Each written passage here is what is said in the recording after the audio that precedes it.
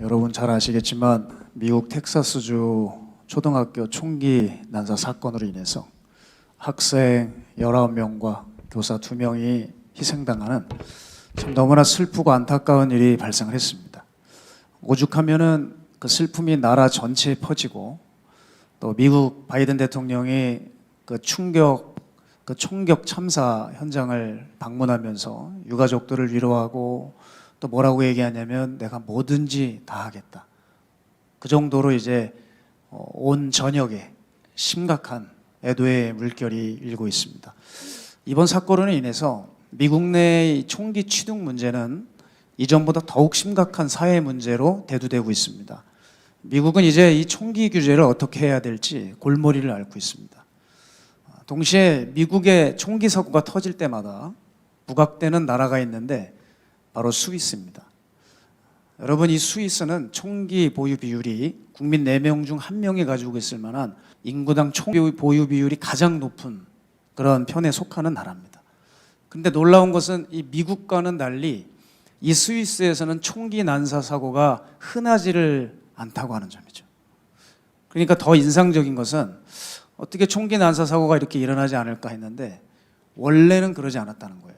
원래는 참 많이 일어났는데 어느 시점부터 그런 사건들이 줄기 시작했는데요. 제가 참고로 이 미국과 스위스에 대해서 잠시 말씀드리면 미국과 스위스는 연방제라고 하는 점에서 유사점을 가지고 있습니다. 그래서 미국에는 이 주 스테이트라고 하지 않습니까? 이 미국의 주에 해당되는 게 스위스는 칸톤이라고 부릅니다. 이 스위스의 26개의 칸톤마다 총기 규제가 각각 다 달랐어요. 그때는 사건 사고가 많았답니다. 그런데 1999년에 스위스의 연방정부에서 무기법이 통과되면서 이제 새로운 양상으로 바뀌게 된 거예요. 그 무기법이 뭐냐면 그걸 뭐 자세히 설명하면 또 시간이 많이 갈 것 같고 간략하게 요약하자면 총기를 구입할 때 반드시 허가증을 제시해야 된다는 거예요. 총기 구입 시 면허가 있어야 되는데 이것이 꽤 까다로운 조건을 충족시켜야 됩니다. 가령 18세 이상이어야 하고 또 정신감정을 전문가에게 받아서 정신적으로 문제가 없는 사람이어야만 하고 또 전과 기록이 없어야 되고 또 공공장소에서 총을 들고 다니는 것을 금지시켰고 또 총을 구매할 때만 허가를 받는 게 아니라 총을 들고 어디를 가는 것도 허가를 받아야 되는 거예요. 아주 까다로워졌죠.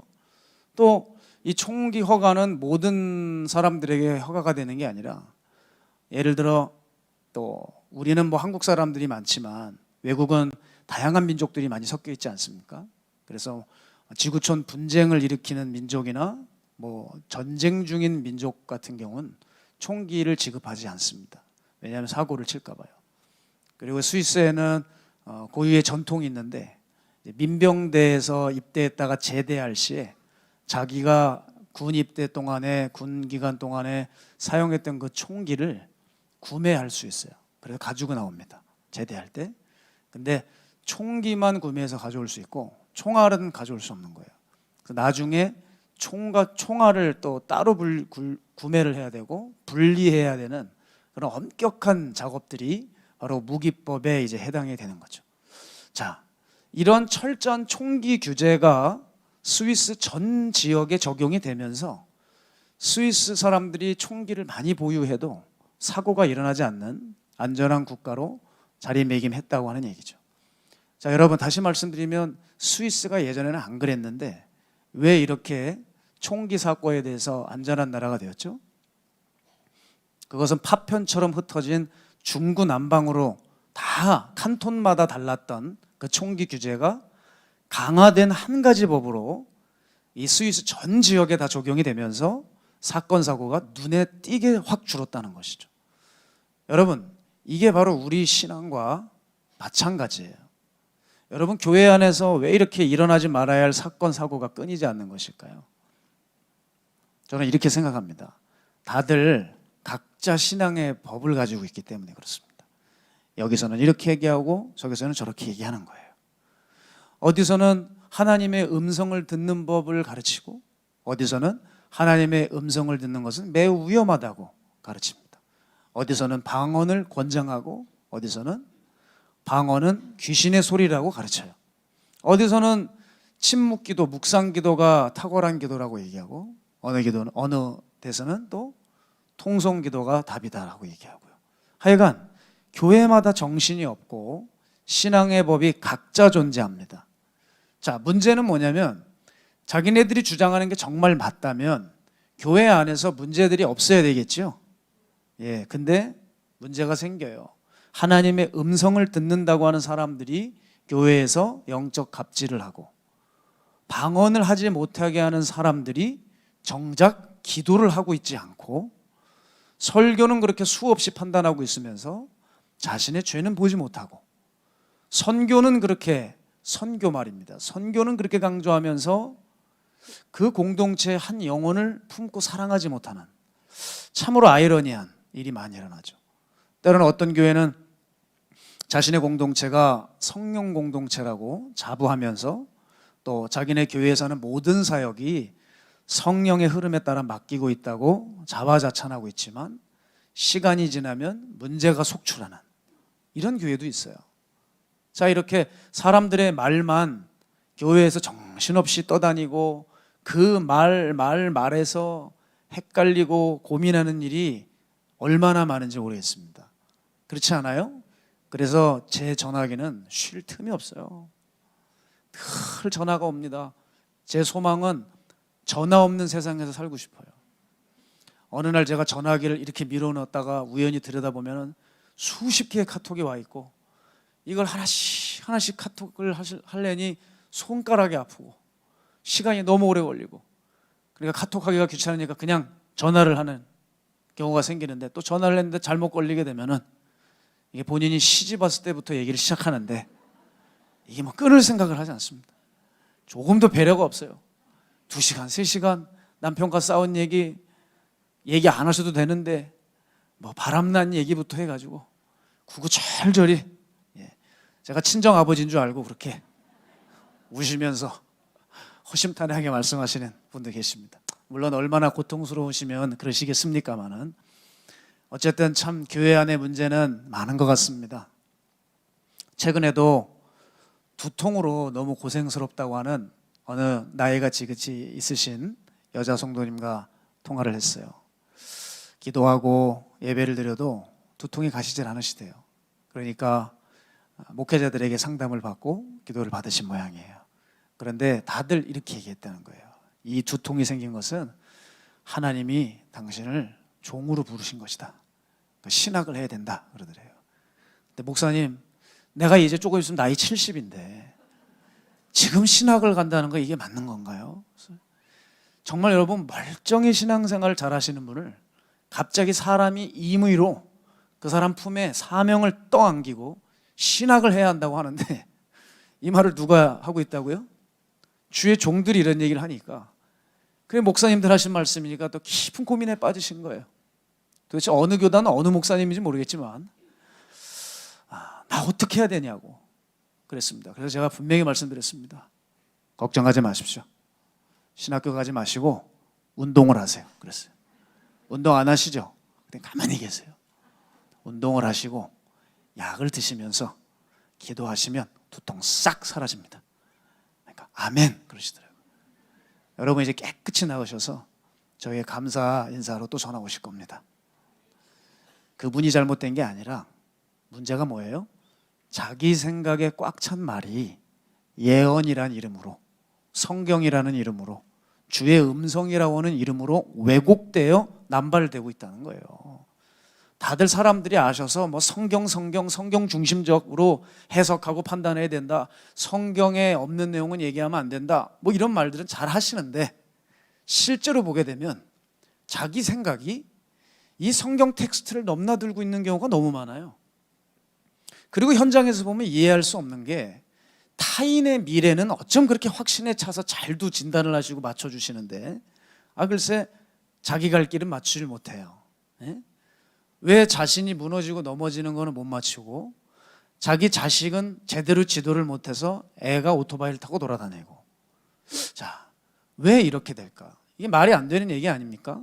그러니까 사람들이 얼마나 자기의 그 감정과 또 느낌을 의존하는지 각자 아주 다양한 신앙의 색깔로 만나는 사건마다 판단하고 생활하고 계신지 모르겠습니다. 제가 이건 얘기 안 하려고 그랬는데 그냥 분위기가 좋은 것 같아서 얘기를 해야 돼. 일부 때는 얘기 안 했는데 요즘 산에 올라갈 때마다 참 희한한 경우를 봅니다. 여기 앉아 계시는지 모르겠지만은 그럴 리가 없기 때문에 몇 달 전부터 어느 남자가 산 올라가는 무렵에 이제 후레쉬를 이렇게 나무에 걸어놓고 빛이 얼마나 강한지 주변에 그렇게 환해요. 그리고 두 분이 계시는데 한 분이 막 이제 설교를 합니다. 그럼 옆에 있는 분은 뭐 하냐면 제자인지 성도인지 모르겠는데 아멘 아멘 하고 듣고 계세요. 그럼 이분이 설교를 어떻게 하나 지나다니면서 들었는데 방언을 한마디 한 소절 딱 합니다. 그리고 곧 이어서 통변식으로 한국말로 뭘 풀어요. 그러면서 성경 강론을 한참 합니다. 그럼 옆에 있는 분은 한 이만큼 한 2m 떨어졌나요? 아멘 아멘 하고 있는 거예요. 그러니까 두 분이서 이제 부흥회를 하고 있는데 두 남자가 매일 밤 산에 와서 그러고 있습니다. 처음에 그분들이 나타났을 때 산에서 기도하는 게 무서우니까 후레쉬를 걸어놨나 보다 그랬어요. 그게 아닌 거예요. 집회를 하려고 걸어놓고 한 사람이 열변을 토하면 그러다가 처음에는 말입니다. 그분이 막 열변을 토하고 있다가 이제 제가 나타나거나 사람이 지나가면 말하다가 부끄러우신지 멈춰요. 처음엔 멈추기라도 했어요. 이제는요 제가 나타나도요 완전 자아도취가 되셔서 사람이 있건 없건 막 강론을 펼칩니다. 그런데 문제는 뭔지 아세요? 그게 기도하는 사람들에게 얼마나 방해가 되는지 몰라요. 큰 소리로 가르치기 때문에 기도하다가 듣고 싶지 않아도 들려요. 그러니까 소위 자기만의 개똥 철학을 성경에 잇대어서 설명을 하는 거죠.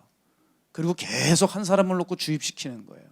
그러니까 영적 꼬봉 같아요. 제가 봤을 때 참 이해가 안 되니까 그렇게 부흥해하지 마시고 지금 바로 밑에서 뜨겁게 예배를 드리고 있는데 오셔서 예배를 드리고 올라가시면 좀 주님께서 정돈을 해주실 텐데 뭔가 좀 이렇게 어지럽힌다 이 말이죠. 여러분 이렇게 사람들이 교회에서의 모습과 개인의 삶이 모순되는 문제가 많습니다. 본인의 신앙적인 이 뜨거움이 주변 사회에 해가 되는 문제도 있고요. 또 교회는 점차 세상에서 고립되는 문제도 비일비재합니다. 여러분 이런 여러 문제의 근원은 뭘까요? 제가 앞서 말씀드린 대로 잘 정리되지 않은 각양각색의 자기 생각이 신앙이라는 이름으로 무분별하게 전파되고 있다는 것입니다. 여러분 이걸 조심하셔야 되는데 그 교회마다 있는 그 고유의 색깔이 있습니다. 그 교회 고유의 색깔 이거 다시 점검해 봐야 됩니다. 이거 다시 점검하지 않으면 계속 교회는 분란이 나기 시작하고요. 성도들은 상처를 계속 받고 사회에 무리를 끼치는 일들이 발생한다는 거죠. 따라서 여러분 우리의 신앙이 바로 잡히려면 안전하려면 사람이 강조하는 신앙이 아니라 성경이 강조하고 있는 이 신앙의 법을 붙들어야 돼요. 여러분 이게 뻔한 얘기 같지만 이걸 제대로 붙들어야 돼요. 그래야 탈이 없고 이단으로 정죄받지 않고 어떤 교회의 운명과 개인의 삶이 낭패를 보지 않게 됩니다. 그래서 성경을 우리 손에서 놓지 말아야 한다는 것 이것을 저는 어느 때보다도 강조하고 싶습니다. 그럼 이제 우리 모두가 지금 들고 계시는 이 성경 이것을 내 것으로 만드는 것이 중요한 과제겠죠? 그러면 성경을 어떻게 내 것으로 만들 수 있을지 오늘 이 시간 잠깐 좀 고민해 보고 싶습니다. 첫 번째는요. 성경을 온전히 내 것으로 말씀을 온전히 내 것으로 소유하려면 성경을 읽을 수 있는 눈만큼이나 중요한 한 가지를 갖춰야 되는데 들을 수 있는 귀를 준비해야 된다는 거예요. 자, 제 앞에 성경이 있습니다. 여러분 앞에 성경이 있어요. 수시로 읽습니다. 안 읽는 게 아닙니다. 그런데 이상하게 바른 길을 걸어가지를 못하고 계시는 거예요. 그거 왜 그런 줄 아십니까? 성경이 있는데 왜 바른 길을 못 가죠? 이 성경을 해설하는데 들려오는 이야기가 문제가 있기 때문입니다. 성경 자체를 들려줘야 되는데 성경에 관한 지식이 자꾸 들려서 그래요. 그러니까 들리는 게 부실하다 보니까 사람들이 도무지 신앙에 진전이 없게 되는 거예요. 자, 그런 맥락에서 쉬운 예를 들어볼게요. 여러분 걷기를 한번 생각해 보시죠. 이 참 걷는 것만큼 좋은 운동이 없는 것 같아요. 저도 이 걷는 것을 통해서 살을 많이 뺐다고 말씀드리지 않았습니까? 다시 뺄 때가 왔습니다. 그런데 말입니다. 우리가 이 걷기를 할 때 필요한 신체 기관이 뭐라고 생각하세요? 발이 있어야 되겠죠? 예. 눈이 있어야 됩니다. 보는 눈이 있어야 도로를 온전히 걸어가니까요. 그러나 그것만 있다고 해서 충분하지 않습니다. 걷기에 결정적인 역할을 하는 기관이 있는데 그것이 바로 귀입니다. 귀. 이 귀 내부에는 평형 감각을 유지시키는 기능을 하는 기관이 있어요. 그게 전정계라고 하는 기관이에요. 여러분, 이 전정계가 온전해야 똑바로 걸을 수 있는 거예요. 만일 전정계가 고장이 나버리면 걷는데 균형을 잡을 수 없어서 쓰러지고 맙니다. 신앙에서도 마찬가지예요. 많은 이들이 교회 다니고 성경 보고 있는데 왜 제대로 주의 길을 가지 못하나? 듣는데 실패해서 그래요. 귀가 고장이 나서 들을 귀가 없어서 그렇습니다. 참 복음을 들어야 되는데 조작되고 이 물탄 다른 복음을 자꾸 듣다 보니 영적 전정계가 고장이 나버려서 신앙인의 정로에서 이탈되고 마는 거예요. 여러분, 무엇을 듣고 계십니까 지금? 저는 여러분 주일날 여러분이 이 자리에 찾아 나오셨다고 해서 이 설교만 듣는다고 생각하지 않습니다. 요즘 목사님들이 다 이런 얘기를 하시더라고요. 우리 교인들이 내 설교를 듣지 않아요, 이런 얘기를 하시더라고요. 왜냐하면 교회에서 설교를 듣는 척을 하고 각자 자기 생활 속에서 유튜브를 통해 어마어마한 설교를 듣고 있습니다. 듣는 거 좋습니다. 듣는 거 좋아요. 그런데 말입니다, 성경 자체를 듣는 설교를 들으세요. 성경에 대한 거, 관한 거, 그런 지식과 검증되지 않은 거 잔뜩 들어서 여러분 혼란을 초래하지 마십시오. 제가 언젠간 제 아내와 볼일을 보러 좀 차를 타고 가고 있었는데 차에서 제가 유튜브에 추천 영상이 하나 올라와 있길래 눌러서 듣고 갔어요. 뭐냐면 이름난 어떤 집회 강사님이었습니다. 제가 참 오랜만에 들으면서 야, 이분 여전히 건재하시는구나, 여전하시구나 생각하면서 혼자 또 웃기도 하면서 옛날 생각도 나면서 이제 운전을 하고 있는데 옆에 아내가 이상하게 숨도 안 쉬는 것 같아요. 그러더니 저기 부탁인데 좀 꺼주면 안 되겠어요? 그러더라고요. 그래서 왜 그러냐? 이게 조금 이 강사님이 이제 화끈한 거예요. 그러니까 너무 그렇게 강사를 선입견으로 보지 말아라. 뭐 다 이렇게 점잖고 뭐 그런 사람만 있는 게 아니고 예전에 부흥 집회 보면 또 다 이렇게 이렇게 했다. 그 얘기를 좀 했어요. 그랬더니 아내는 제발 좀 꺼달래요. 그래서 제가 가만히 생각해 봤어요. 제가 설교하는 사람으로서 그분은 이해가 되는데 아내의 마음도 이해가 되는 게 뭐냐면 아내는 불신자였다가 예수님을 처음 믿었는데 그 처음 다녔던 교회가 인천 방주교회예요. 그러니까 첫 목사님이 우리 박보영 목사님인 거죠. 부러우세요? 엄청 부럽죠. 왜냐하면 목사님은 성경 그대로 말씀하셨잖아요. 십자가, 좁은 길, 가감하지 않으셨잖아요. 회개, 천국과 지옥. 복음만 들었기 때문에 그게 배어 있으니까 조금 가볍고 우스꽝스럽고 조금만 세상 얘기가 나오는 것 같으면 너무 힘들어하는 거예요. 한편으로는 처음부터 박 목사님 같은 귀한 분 만나니까 너무 부러웠지만 한편으로는 참 제 삶이 피곤합니다. 왜 피곤할까요? 집에만 가면 너무 무서워요. 왜 우리 사랑하는 성도님들이 그렇게 설교를 했어요? 왜 그 단어를 써야만 했어요? 네가 설교해라. 내가 설교가 쉬운 게 아닌데 고생했다 그러면 얼마나 좋겠습니까? 설교하고 나서 우리 주님 눈치 보는 게 아니라 아내 눈치를 보고 있어요. 네. 물론 매번 그런 건 아니고요. 또 집에 가서 한 소리 듣겠네. 얼른 그만해야 되겠습니다.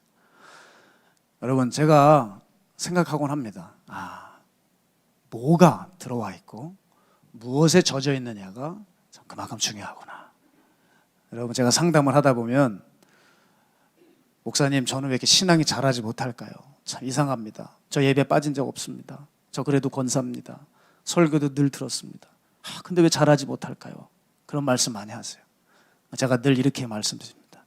당신은 로마서 10장 17절이 충족이 안 되고 있어서 그렇습니다. 그랬어요. 자, 로마서 10장 17절. 그러므로 믿음은 들음에서 나며 들음은 그리스도의 말씀으로 말미암았느니라. 아멘. 자, 듣긴 들었는데, 설교를 듣긴 들었어요. 근데 그게 예수님의 말씀이 아니라서 안 자라는 거예요. 성경 자체를 들려줘야 되는데 성경에 관한 어떤 기타 변두리에 있는 것들을 자꾸 전하다 보니 이게 자랄 수가 없죠. 그래서 여러분 듣고 계신 그 설교가 그리스도의 말씀을 담고 있는가, 그 설교에 복음이 있는가, 십자가가 있는가, 주님 강조하신 순종이 있는가를 따져보셔야 돼요. 그게 있다면 여러분의 믿음은 자라날 수밖에 없어요. 저는 성경을 보다가 어떤 것을 설교 주제로 삼느냐, 너무 간단해요. 신약에 보면 주님 말씀하신 것이 있죠. 내가 진실로 너에게 이르노니. 그러면 저는 진실로 이것을 설교를 한다, 딱 생각해요. 바로 그거로 설교 준비가 들어갑니다. 왜냐하면 주님께서 강조하신 구절이니까. 그럼 이 구절로 설교를 하면 주님 역사하실 거 아니에요. 주님이 그토록 강조하신 것을 목사들이 설교하면 그만큼 그 사람이 천국 갈 확률이 높아질 거 아닙니까? 그렇지 않아요? 여러분 시험 치를 때 어떻습니까? 시험 내기 전에 강사들이 어떻게 돼요? 중요한 거는요, 흘려요. 자꾸 흘려요. 이게 중요하다고 얘기해요. 이거 내겠다는 거예요, 문제를. 그렇죠? 근데 그거 내겠다는 것들 못 알아듣고 수업 시간에 그거를 만약에 못 듣고 하면은 시험 문제를 맞출 수가 없죠. 마찬가지예요. 교회에서 강조하는 게 있습니다. 강조하는 거. 그게 뭐예요? 딱 알아차려야 돼요. 저거구나. 이거 붙들고 가면은 확실하게 되는 것이죠. 여러분 주님도 마찬가지예요. 강조하신 구절이 있다니까요. 그 말씀들로 내 마음에 젖게 하고 마음판에 새기고 가면 반드시 승리는 보장되어 있는 것이죠. 따라서 성경을 들으세요. 그 성경을 들을 수 있는 귀가 열려야 돼요. 성경을 온전히 내 것으로 삼으려면 귀가 건강해야 되는 것입니다. 두 번째, 말씀을 온전히 내 것으로 소유하려면요, 말씀에 푹 빠진 사람들을 주변에 두시고 자주 만나셔야 돼요. 여러분 우리가 정말 이 만남의 축복을 위해서 기도해야 됩니다. 사람이 부모와의 만남을 제외하고는, 그렇잖아요? 부모는 우리가 선택할 수 없어요. 부모와의 만남을 제외하고는 기타 다른 만남은 우리가 우리의 선택에 의해서 결정이 되거든요. 심지어 창조주 되신 하나님과의 만남도 우리가 선택에 의해서 그분과 어떻게 만남을 이루어갈지 결정할 수 있어요. 자, 만남이 왜 중요하죠? 누구를 만나느냐에 따라 그 인생이 정말 바뀌어요. 누가복음에 보면 마음 다 씻고 영적으로 죽어가고 한심한 엠마오로 가던 두 제자가 있습니다. 자, 이 제자가 결과적으로 살아났어요. 근데 왜 살아났어요? 제대로 된 사람을 만나서 그래요. 주님이 그 제자들이 너무 치근했던 거예요. 만일 그 제자들 옆에 다른 어떤 절망에 깊이 빠져 있는 사람을 또 만나게 되면 그 중에 한 명이 자살할 수도 있는 거예요. 주님이 그 영혼들을 치근하게 여기셔서 주님이 먼저 가서 선점하셔서 그 영혼을 귀하게 보시고 긍휼히 여기사 성경을 가르쳐서 말씀으로 그들의 마음을 회복시키셨어요. 뜨겁게 했습니다. 누굴 만나느냐? 그 안에 무엇이 들어있느냐? 어떤 사람을 만나냐? 이렇게 중요해요. 오늘 본문에 베드로 보세요. 그가 가진 건 혈기와 고기 낚는 어떤 물고기 잡는 기술밖에 없었던 사람이에요. 그런데 그의 심령에 말씀이 꽉 들어차니까 어떻게 되죠? 베드로가 오순절날 예루살렘에 사는 사람들에게 설교를 하는데 세상에 구약의 말씀들을 어쩜 이렇게 인용을 잘하면서 아주 연대순으로 설교를 기가 막히게 하기 시작하는 거예요. 예수님의 십자가 부활을 적절하게 탁 배치하면서 원고도 없이 막 설교를 하는데 세상에 3,000명이 회개하고 주님 앞에 돌아오는 역사가 일어났어요. 이게 뭐예요? 내 안에 뭐가 들어있느냐에 따라서 베드로를 가까이 하자 사람들이 변화됐던 것처럼 사람 마음에 가득한 것, 그게 흘러가게 되어 있습니다. 음란이 가득한 사람은 음란이 흘러갈 것이고 거짓이 가득한 사람은 거짓이 흘러갈 겁니다. 여러분 자꾸 내가 나타나면 문제가 생기고 분란이 일어난다는 사람 있습니까? 혹은 내가 나타나면 화평케 되고 온유해지는 사람들이 생겨납니까? 그 사람 안에 뭐가 있는지에 따라 주변이 결정이 나버리는 거예요. 제가 신학교 다닐 때 제 후배 중에 성경을 너무 사랑했던 후배가 있습니다. 지나칠 정도로 성경 애호가예요. 수업 시간에도 수업을 안 듣고 성경만 읽어요. 그런데 여러분 문제가 생겼어요. 저도 성경이 너무 좋아서 수업 시간에 성경 보게 되더라고요. 물론 들었습니다. 성경에 대한 애착이 생기는데 이렇게 이 영적인 에너지는 흘러오는 것이구나. 말씀대로 살려고 하는 사람 만나니까 나도 영향을 받는구나. 깊이 깨달아요. 그런 맥락에서 요즘에 축구 선수인 손흥민 선수에 대해서 제가 좀 주목하고 있어요. 여러분 알다시피 아시아 선수 최초로 영국 프리미어 리그에서 득점 왕을 수상했습니다. 자, 여러분 영국 프리미어 리그는요 일반 축구 리그가 아니에요. 무슨 K리그 이렇게 비교하면 안 됩니다. 세계 최고의 구단 팀들, 축구 구단 팀들과 경쟁을 벌여서 그 중에서 탑으로 정말 세계 최고의 득점왕이 됐다는 거죠. 대통령이 청룡상인가요? 요번에 줬던데 제가 그 손흥민 선수를 보면서 또 은근히 기분이 좋은 게 뭐냐면 우리 손흥민 선수가 또 춘천 출신입니다. 춘천의 부안초등학교를 나왔어요. 제가 고향이 춘천 아닙니까? 그래서 참 이분이 닭갈비를 잘 먹어가지고 이렇게 열심히 이렇게 잘 뛰는구나 생각하죠. 이 춘천 8호 광장에 가보게 되면 손흥민 선수의 이 대형 벽화가 그릴 정도로 춘천에서는 아주 자랑 일색입니다. 자, 그러다 보니까 저는 남다르게 손흥민 선수에 대한 애정을 갖고 기사를 보는데 놀라운 걸 발견했어요. 손흥민 선수가 지금까지 이 자리에 올 수 있었던 것은 그의 어떤 재능과 어떤 타고난 선천적인 재능이 아니라 그의 아버지의 탁월한 교육 때문이라는 것을 알게 됐어요. 뭐 아시는 분은 아실 거 아니겠습니까? 제가 자세히 살펴봤더니 그 아버지께서 자신의 아들을 어려서부터 축구를 시켰는데 학교 축구부 운동부로 보내질 않으셨더라고요. 그 이유가 뭐냐면 본인이 어릴 적부터 축구 선수를 뛰었는데 이 고사리 같은 어린아이들을 너무 엄격하고 가혹하게 훈련을 시키는 거예요. 이 감독들이. 왜냐하면 자기 성과내서 승진하려고.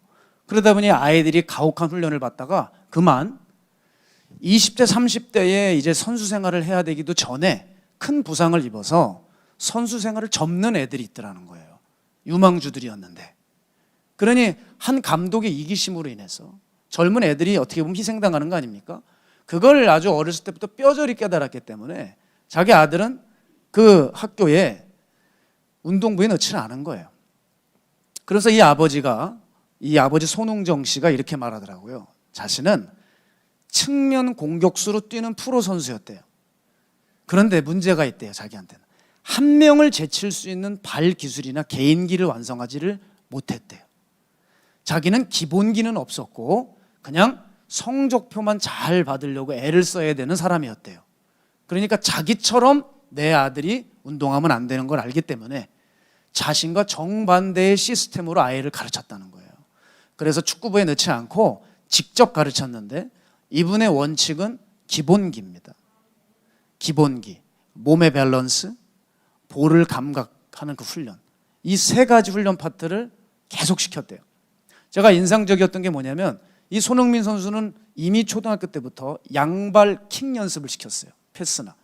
그러니까 어느 발에 그 공이 닿든지 왼발 오른발 동일하게 자제로 쓸 수 있는 거예요. 그러니 여러분 최고 기량을 발휘하지 않겠습니까?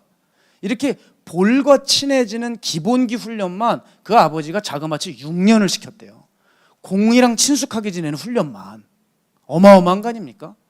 그러니까 공이 완전히 몸에 붙어 다니게 만들어버린 거죠. 어렸을 때부터.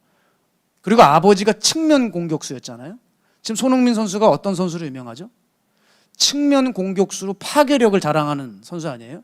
센터링 한번 빵 치면 정확하게 골대 앞에 떨어지고 측면으로 삐집고 들어와가지고 어떤 이 앞에 배치된 전력 공격수들보다도 훨씬 유용하게 그라운드를 누리면서 골로 연결시키잖아요. 자, 그리고 이 아버지의 교육은 탁월했어요. 우리 박 목사님이 가끔 생각이 나긴 했는데 이걸 볼 때 너 은퇴할 때까지 결혼하지 마라. 은퇴하고 결혼해라. 그러더라고요. 왜냐하면 축구에 대한 집중력을 잃어버릴까 봐. 우리 목사님이 종들에게 늘 그러셨거든요. 결혼하지 마라. 결혼하지 마. 아주 심각하게. 독신으로 그냥 살아가. 결혼하면 아내 생기면 날개 하나 부러지고 새끼 하나 나면 남은 날개 반 떨어져 나가고 새끼 둘 나오면 날개 다 떨어져가지고 버득버득대고 걸어가. 근데 제가 아내도 있고 애가 둘 생겼는데 전 날개가 없어져 버렸어요. 하여간 두고 봐야 되겠지만 다시 날개가 부활할 줄 믿습니다. 한마디로 말해서 여러분, 이 아버지야말로 축구에 대한 애정이 대단한 분이에요. 축구에 일가견이 있어요. 그러니 그 밑에서 손흥민 선수라고 하는 월드 클래스 세계적인 선수가 나온 거 아니겠어요? 사랑하는 여러분, 이와 같이 성경의 가치를 철저히 지키고 성경을 사랑하는 사람을 만나는 거, 이거 복입니다. 반드시 영향을 받게 돼 있어요. 그래서 여러분 옆에 어떠한 종류의 사람들로 구성되어 있는지 파악하셔야 돼요. 나는 지금 어떤 영향력 가운데 있는지, 나는 그 영향을 분별하고 있는지 살펴보셔야 되고, 그리고 한 가지 더 중요한 건 우리가 언제까지 영향받는 사람으로만 살겠습니까? 이제 영향을 끼치는 사람이 되셔야 되겠죠. 자, 이제 이 말씀을 온전히 내 것으로 소유하는 세 번째는요, 내가 이 말씀의 통제를 받을 수 있어야 된다는 거예요. 사랑하는 여러분, 성경을 가지고 성경을 읽는 사람은 많은데 하나님의 이 책, 이 한 책의 사람은 적어요. 왜 그럴까? 보긴 보는데 내가 보고 있는 이 말씀에 나를 내어주지 않기 때문에. 좋아하는 구절들은 있는데 그러나 거기까지 그 좋아하는 말씀에 내 삶을 드리질 않아요. 그러니 내가 그 말씀에 묶일 수가 없는 것이죠. 그 말씀이 내 삶의 기준이 될 수가 없는 거예요. 그렇지 못하면서 성경은 읽고 성경은 또 배우러 다니는 거예요. 전 이해가 안 돼요. 그 말씀에 내가 묶이지도 못하는데 성경 그렇게 배워서 뭐합니까? 그거 가지고 남 가르치려고요? 그 지식 자랑하려고요? 써먹지도 못한 성경을 왜 가르칩니까? 한마디로 이게 쉽게 말하면 미국이라고 하는 나라를 한 번도 가보지도 않고 여기서 미국에 대한 것만 계속 정보를 나열하는 경우가 같은 거예요. 고기를 먹어보지도 않고 소 부위를 잔뜩 나열하는 거예요. 이게 안창살이야, 이게 토시살이야, 이게 등심이야, 안심이야, 앞다리살이야. 되게 우스꽝스러운 거 아니에요? 먹어보지도 않고 소고기 부위를 나열하고 있다고요. 마찬가지죠. 말씀에 내가 묶이려는 노력도 없이 가르치려고만 한다면 그 지식이 무슨 의미가 있겠어요? 제가 이 신학 공부를 하면서 사실 회의감을 많이 느꼈던 게 뭐냐면, 신학 박사를 따온 사람들이 있어요. 신학 박사. 여러분, 목회학 박사 말고 PhD라고 하는 신학 박사는 자기와의 싸움에서 이긴 사람들이 따오는 거예요. 쉽지가 않아요. 제가 아는 분은 독일에 가서 20년째 공부를 하는데 아직도 못 따왔어요. 얼마나 고생이 정말 이루 말할 수가 없는지 모릅니다. 그런데 말입니다, 신학 박사를 따왔는데 성경의 사람이 되는 게 아니더라고요. 세상에 성경보다 신학이 위에 있고요, 학위가 성경보다 중요해서 학위 때문에 오만방자한 사람들 저 꽤 봤습니다. 성경에 대한 수십 편의 논문을 학술지에 실었다고 그게 그 사람이 성경의 사람이라고 증명해 주는 게 아니더라고요. 따라서 여러분, 우리가 해야 될 일이 뭐냐면, 오늘 내가 들은 말씀에 통제받을 수 없다면 오늘 들은 말씀, 오늘 이 예배 실패라고 규정해도 좋습니다. 실패예요, 여러분. 오늘 설교 들었지만 내가 정말 말씀 사랑하지 못하면 실패라고요. 예? 말씀에 내가 매일 수 없다면 내 신앙은 이번 주도 여전히 원점, 아니 퇴보가 될 것입니다. 바라기는 여러분, 들은 말씀이 내 삶에 반드시 영향을 미치게 하셔야 돼요. 그게 안 되면 우린 또 시간 낭비를 하고 있는 거죠. 따라서 말씀에 통제받기 위해 나를 드리기 시작한다면 성령께서 여러분을 그제서야 돕기 시작하실 것입니다. 왜냐하면 보혜사 성령님은 말씀이 있는 심령을 찾아가세요. 그리고 그것에 거하기를 원하세요. 또한 그 말씀은 사람을 회개시키는 능력이 있어요. 그래서 회개하는 자에게 성령은 더욱 신속하게 임하십니다. 사도행전 5장 32절 함께 읽을까요? 시작. 우리는 이 일의 증인이요, 하나님이 자기에게 순종하는 사람들에게 주신 성령도 그러하니라 하더라. 아멘. 아멘. 말씀에 들어와 있는 사람, 말씀을 순종하는 사람들에게 성령은 신속하게 임하시죠. 오늘 이 주일은 성령 강림 주일로 드리고 있습니다. 여러분, 우리가 이때 뭘 해야 될까요? 성령 강림절이 뭡니까? 예전에 사도들이 살았던 그 오순절날 마가의 다락방에 역사하셨던 그 성령님을 기념하는 절기 아니겠어요? 그런데 공교롭게도 우리 교회 이름이 뭐예요? 마가의 다락방이에요. 우리 이제 뭘 해야 될까? 사도들이 성령을 받을 때 뭘 준비했는지 그거를 배워서 우리도 준비하자는 거예요. 사도들이 뭘 준비했는 줄 아세요? 예수님께서 부활 승천하실 때 이 말씀하셨어요. 너희들 예루살렘을 떠나지 말고 내게 들은 바 아버지께서 약속하신 것을 기다리라. 요한은 물로 세례를 주었거니와 몇 날이 안 돼 너희들은 성령으로 세례를 받으리라. 무슨 말이에요? 너희들 가만히 그 자리에 있어서 성령을 기다리라고 하는 그 말씀. 제자들이 딱 그 말씀 붙들고 던져진 10년 가운데 그 말씀을 간직하면서 오로지 기도에 힘썼어요. 말씀 받고 오로지 기도에 힘썼어요. 그럴 때 정말 몇 날이 안 돼요. 성령께서 찾아오셔서 놀라운 역사를 일으켜 세워주셨죠. 사랑하는 여러분, 기본적으로 성령님은 어떻게 만날 수 있느냐? 내가 말씀을 사랑해야 되고 그 말씀이 그 10년 가운데 있는 사람들에게 찾아가셔서 그를 진리로 인도하기를 기뻐하시는 성령님이신 거예요. 요한복음 16장 13절이요. 그러나 진리의 성령이 오시면 그가 너희를 모든 진리 가운데로 인도하시리니 그가 스스로 말하지 않고 오직 들은 것을 말하며 장래일을 너희에게 알리시리라. 아멘. 이제 우리는 성경에 대한 것, 성경에 관한 것 사랑하지 말고 성경 자체를 사랑해야 됩니다. 성경이 있는 그대로 전해지는 곳에 하나님 놀라운 역사를 일으키세요. 예전에 영국의 찰스 스펄전이라고 하는 설교자가 많은 사람들에게 요청을 받았어요. 당신 설교를 너무 잘하니까 성경의 진리를 세상에 좀 변증해 달라고 하는 그 강연을 좀 해달라고 10번이나 넘게 요청을 받았어요. 그때마다 스펄전은 거절하면서 이런 회신을 보냈다고 해요. 강연을 사양하겠습니다. 성경은 변증이 필요 없는 책입니다. 그저 성경을 풀어놓으십시오. 그러면 성경이 마치 사자처럼 뛰어다니며 자신을 변증할 것입니다. 항상 이 회신을 썼다는 거예요. 맞아요. 있는 그대로의 말씀이 선포되는 그곳에 성령의 능력이 그대로 풀어질 것입니다. 아멘? 예. 사도행전 보세요. 사도들이 무슨 뭘 가감했어요? 있는 그대로 말씀을 증거할 때 사람들이 변화되었어요. 여러분, 누가복음에 보면 지옥에 간 부자가 아브라함에게 요구하죠. 제발 당신 품 안에 있는 나사로에게 요청을 해서 내 형제에게 보내줘. 여기 지옥이 있는 것을 알게 해서 내 형제들이 가족들이 지옥에 오지 않게 막게 해달라 그랬어요. 그때 아브라함이 그 지옥에 있는 부자에게 뭐라고 얘기하죠? 그들이 모세와 선지자들에게 듣지 않는다면, 이 말은 뭐예요? 그들이 말씀을 듣지 않는다면 듣고 돌아서지 않을 것이다. 여러분, 이게 말씀의 능력인 거예요. 말씀만이 되는 거예요. 어디 가서 밥 먹이고 뭐 예수 믿어라 열심히 할 수 있어요. 그러나 그 마음에 예수를 그리스도라고 정말 진심으로 고백하고 따를 수 없어요. 결국 사람이 언제 변하느냐? 하나님의 말씀이 성령을 통하여 심령에 꽂혀질 때, 그 말씀의 능력이 여러분 이 가운데 풀어질 때 사람들이 거듭나고 새로워지는 것입니다. 저는 이 말씀의 능력을 믿어요. 그런 맥락에서 제가 존경하는 사람들이 있어요. 그 존경하는 사람들은 목회자들이 아니에요. 저는 올림픽 선수들입니다.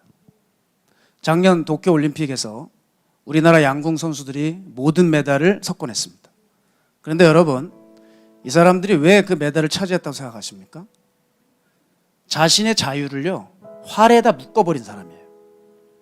관역을 정확하게 맞추기 위해서 활에 자신의 인생을 묶고 자기 시간을 포기하고 그렇게 관역을 쏘아 영광의 메달을 차지했던 것이죠.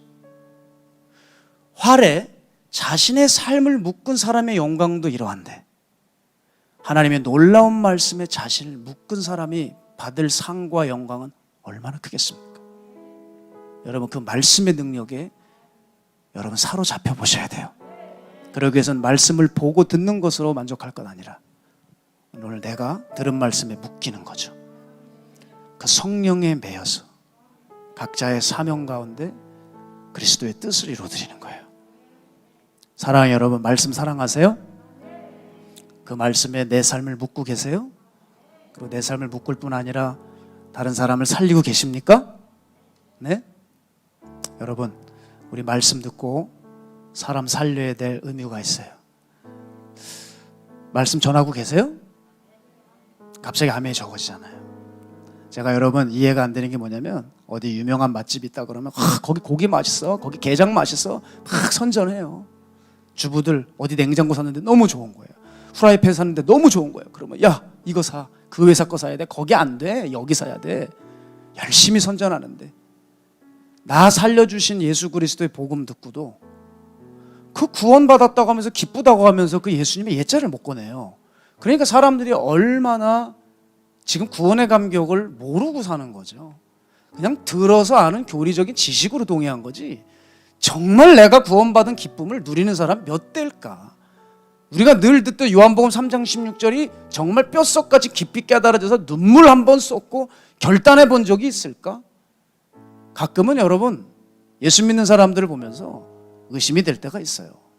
그러나 여러분 분명한 사실은 우리가 그 말씀을 붙들고 나아갈 때 성령께서 반드시 역사하신다는 거죠. 이제 그 말씀을 증거하셔야 돼요. 재작년이었습니다.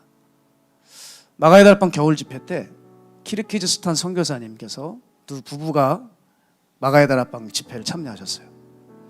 제가 그분을 댁에 모셔다 드리는 일이 있어서 잠시 그분과 차에서 대화하는 일이 있었는데 이분이 이런 얘기를 해주시더라고요. 당신이 성경을 가르치기 위해서 남편과 차를 타고 집에서 4-5시간 운전을 하고 간대요. 성경을 알려주려고. 그래서 그 공동체가 뭐 한 50명, 80명은 되시나 했더니 딱 2가정을 섬기시기 위해서 일주일에 몇 번을 그 가정을 향해 가신다는 거예요. 대단하시죠? 그렇게 토요일 날 가서 성경을 가르치고 주일날 또 예배를 인도하기 위해서 이제 이분이 주무시다가 새벽에 좀 화장실 가고 싶으셔서 새벽 4시에서 5시 사이에 일어나셔서 화장실을 가려고 나오셨대요.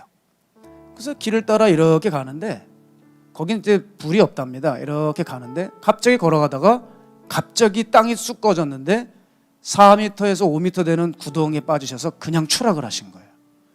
그 바닥에는 암석들이 있었고 다행히 여러분 이 사람 떨어질 때 머리가 무거우니까 머리로 갈 거 아니에요. 근데 이제 앞으로 떨어지지 않고 이제 은혜 가운데 정말 뒤로 아마 떨어진 모양이에요. 이렇게. 그래서 이 팔이 부러지시고 고관절이 골절되는 그런 사고가 있었어요.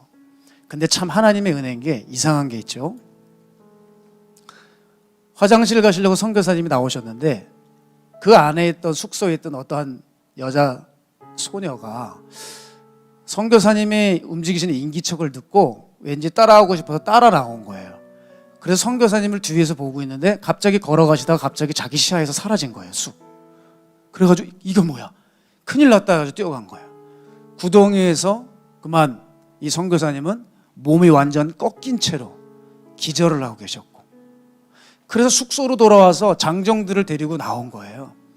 그래서 둘둘 짝을 져서 구덩이에서 이제 그 선교사님을 구출해내려고 계획을 잡았습니다. 2사람은 이제 줄을 내려서 당기고 줄을 잡고 내려간 그 2사람은 선교사님을 들것에 실어서 올리는 거였어요. 그래서 이제 장정들이 줄을 타고 구덩이로 4m 밑으로 내려갔습니다. 그래서 이제 들것으로 하려고 했는데 선교사님 몸이 너무 확 꺾여 있기 때문에 허리에 손상이 이미 와 계셨기 때문에 자칫 이렇게 자기네들이 들다가 이 불구가 되실까 봐 조심스러워서 발을 동동동 구르고 있었다는 거예요. 그리고 위에 있는 사람들은 이거 왜 안 올라오시지 했던 거고요. 그런데 컴컴하니까 서로 안 보였던 거예요. 그런데 갑자기 줄이 올라오더래요. 이렇게. 그러더니 선교사님이 이렇게 들것에 실려서 올라오시는데 그 올라오는 모습을 봤더니 그 태아가 어미 자궁 속에 있을 때 이렇게 웅크리 있는 모습 있죠. 그 모습으로 이렇게 올라오더라는 거예요. 그래서 선교사님을 건져낸 겁니다. 그 다음 날이 됐는데 이제 난리가 난 거예요. 야, 니네 어떻게 이렇게 선교사님 실어서 올렸니? 힘들지 않았니? 그랬더니 우리 못했어 그러는 거예요. 우리가 결국 선교사님 몸 다치실까 봐 우리가 이거를 들것으로 해가지고 올리질 못했대요. 야, 그러면 그럼 너네는 이거 끌어올린 거 아니야? 그랬더니 아니, 우리도 끌어올리지 않았는데 올라왔다는 거예요. 너무 신기했다는 거죠, 서로가. 서로 한 줄 알았는데 서로 몰랐던 거죠. 아, 이게 도대체 무슨 소리야? 하나님께서 당신의 손바닥으로 그 선교사님을 이렇게 끌어올리신 거예요. 그런 기적이 일어난 겁니다. 선교사님께서 그래요. 머리를 막 해치시더니 여기 보라고. 여기 내 이게 혹이라고. 내가 벌써 머리가 터졌어야 되는데 이렇게 혹으로 끝내주셨다고. 고관절도 수술받아 잘 아물고 지금 고쳐져 가고 있다고. 그러면서 이 말씀을 얘기하셨어요. 내가 물 가운데로 지날 때 내가 함께하리라. 내가 불 가운데로 행할 때 너를 보호하리니 두려워 말라. 나는 너를 지은 여호와라. 여러분, 이런 기적은 누구에게 일어날까요? 심령의 말씀이 있는 사람, 말씀에 매여 어떤 수고도 미루지 않고 기꺼이 주를 위해서 수고를 감당하고 말씀을 전할 수 있는 그 사람에게 하나님 놀라운 기적을 친히 이분에게 허락하셨다는 거예요. 사랑하는 여러분, 우리는 이제 어떻게 살아가야 될까요? 우리가 눈으로 보는 이 성경, 그것은 우리가 아는 그 이상의 선물이고 축복이에요. 하나님의 말씀이 우리에게 주어진 것은요, 우리의 삶의 기준대라고, 또 이것이 우리의 삶의 이유대라고 말입니다. 여러분, 성경을 소유하셔야 돼요. 그리스도의 말씀을 소유하십시오. 우리 목사님 말씀하시듯이 마태복음 5, 6, 7장은 기본이고요, 이제부터 하루에 5장씩 우리가 읽는 거예요. 총 8장이죠. 우리 서로들 아는 사람들끼리 모여서 입으로 험담하지 말고 말씀을 선포하세요. 가정에 말씀을 선언하세요.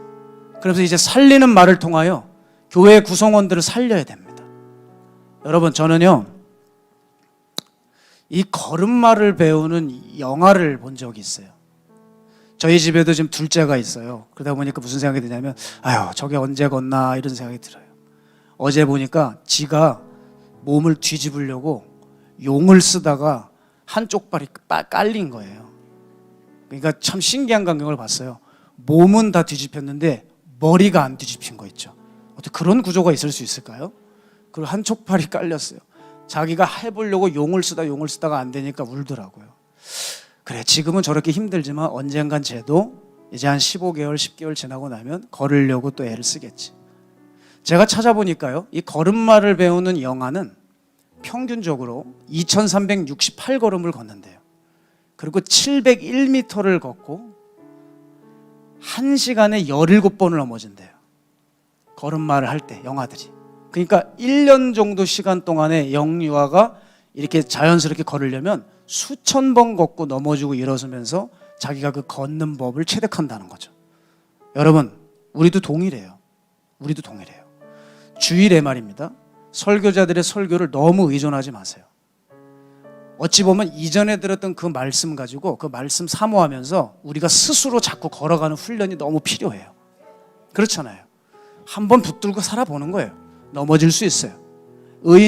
악인은 한 번 넘어질 때 그대로 꼬꾸러지지만 의인은 수천 번 넘어져도 수천 번 일어난다 하셨거든요. 말씀이 내 안에 있으면 이 말씀 가지고 자꾸 삶에 부딪혀 보세요. 도전해 보세요. 말씀에 나를 묶는 훈련을 해보세요. 그렇게 되면 그 말씀의 능력이 우리를 인도하고 말씀이 우리 안에 완전히 체화가 돼서 떠날래야 떠날 수 없는 상태가 되고, 말씀이 우리 안에 있으면 성령께서 찾아오셔서 우리를 붙드시고 우리의 삶에 늘 임재로 함께해 주시는 그날이 올 줄 믿습니다. 여러분, 우리 말씀에 완전히 매이는 그런 훈련하기 원합니다. 들을 수 있는 귀를 준비하셔야 돼요. 말씀에 잠겨있는 사람들을 가까이 하셔야 돼요. 그리고 말씀에 매여 있어야 돼요. 그래서 여러분, 들리는 모든 말씀들을 온전히 여러분의 것으로 소유하시는 은혜로운 마가의 다락방 성도 여러분 되시기를 주의 이름으로 축복합니다. 우리 시간 함께 이 찬양하면서 받은 말씀 기억하시며 준비하신 예물 하나님 앞에 봉헌하는 시간 갖도록 하겠습니다. 전능하신 나의 주 하나님을 능치 못하실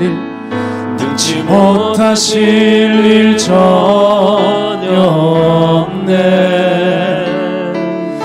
우리의 모든 간구도, 우리의 모든 생각도, 우리의 모든 꿈과 모든 소망도 신실하신 나의 주 신실하신 나의 주 하나님은 우리의 모든 괴로움 바꿀 수 있네. 불가능한 일 행하시고 죽은 자를 일으키시니 그를 이길 자 아무도 없네. 아멘. 주의 말씀 의지하여 깊은 곳에 금을 던져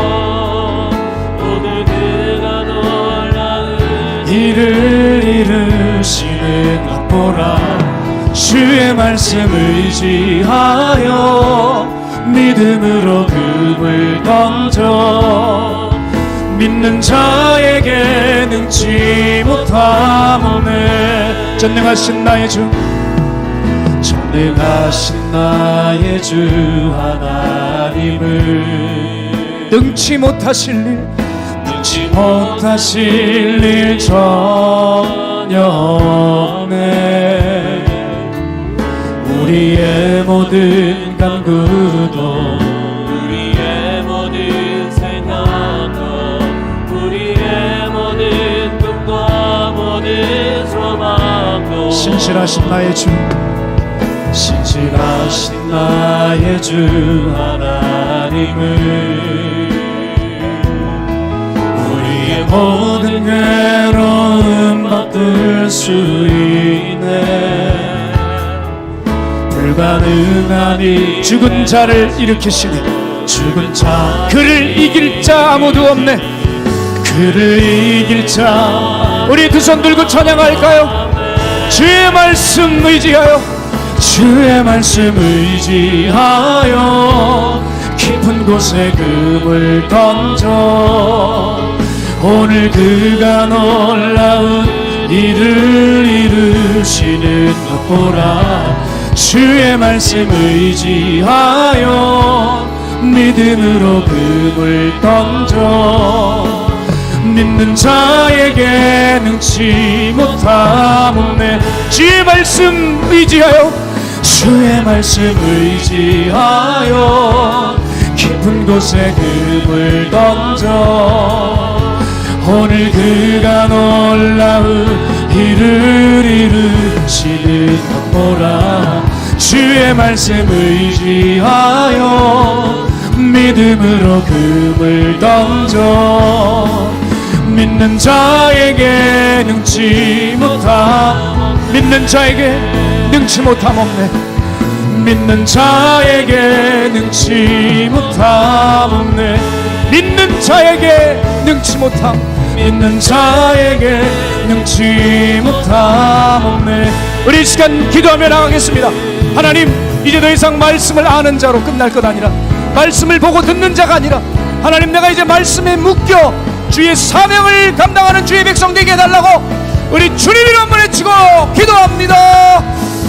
주여!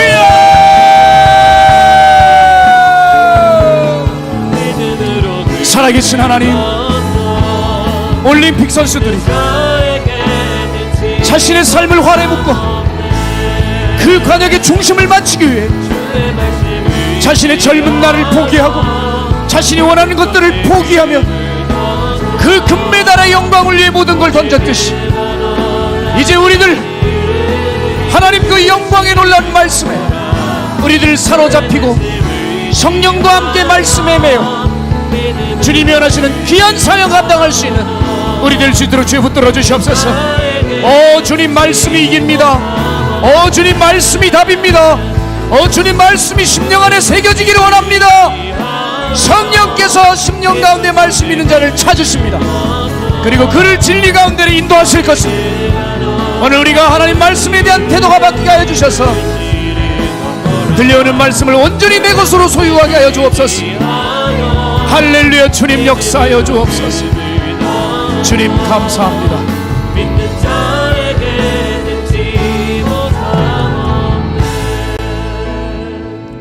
하나님, 주의 말씀을 배웠습니다. 보았습니다. 들었습니다. 의지하지 못하여 그물을 못 던집니다. 하나님, 요즘 시대에 베드로와 요한이 나올 수 있겠습니까?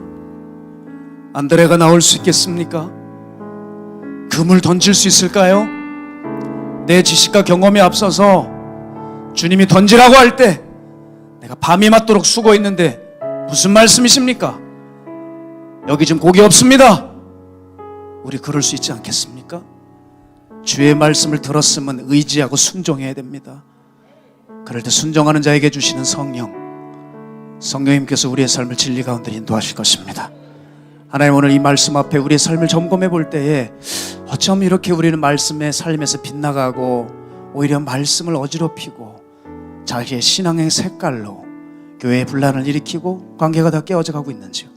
주 예수님, 우리에게 정말 성경적인 신앙이 부어지게 해주시고 말씀을 깊이 깨달아 알아서 말씀에 묶여 내 주변을 살리고 교회를 일으키고 나라의 보탬이 될 수 있는 우리 거룩한 성도들 모두 될 수 있도록 성령님 함께하여 주옵소서. 그 마음 한뜻으로 모아 예물 드린 줄로 믿습니다. 이 예물 주님의 곳간에 사용하여 주시고 주의 시선이 머무시는 곳에 아름답게 귀히 사용하여 주옵소서. 이 물질이 닿는 곳에 30배, 60배, 100배의 결실이 맺어질 수 있는 하나님의 놀라운 역사를 목도하길 간절히 소망하옵고 예수님의 이름으로 축복하옵고 기도했습니다.